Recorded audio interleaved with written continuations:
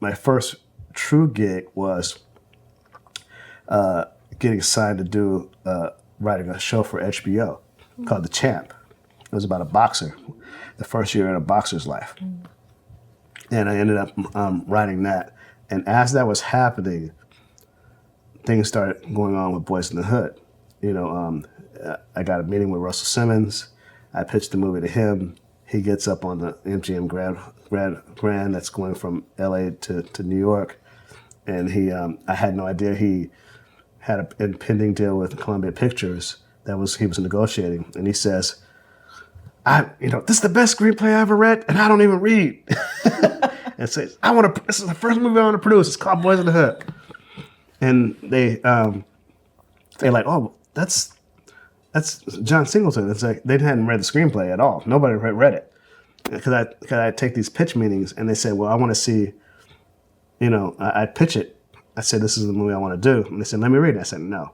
It was about the tease. I knew that the town was about the hype.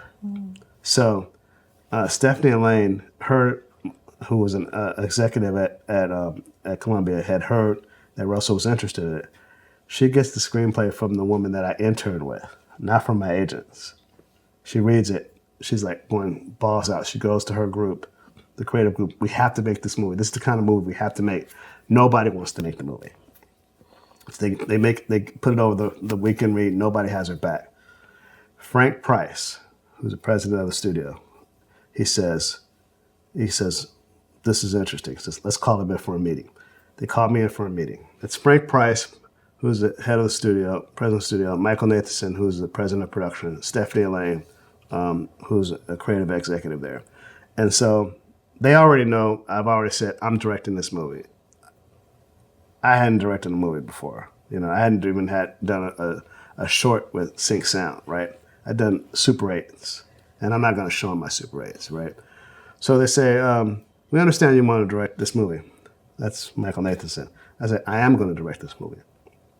What makes you think, what makes you think you can direct a movie? I said, because this is the movie that me and my friends sat on our stoops talking about that should be made. When we catch the bus from Hollywood, seeing something else that you got to make, this is the movie that we said kind of movie that should be made. They said, what if we told you we would give you $150,000 and we're like, yes, somebody does. I said, well, we have to end this meeting right now because, I'm making this movie. You're going to make the movie, somebody else is going to make the movie. I have nothing.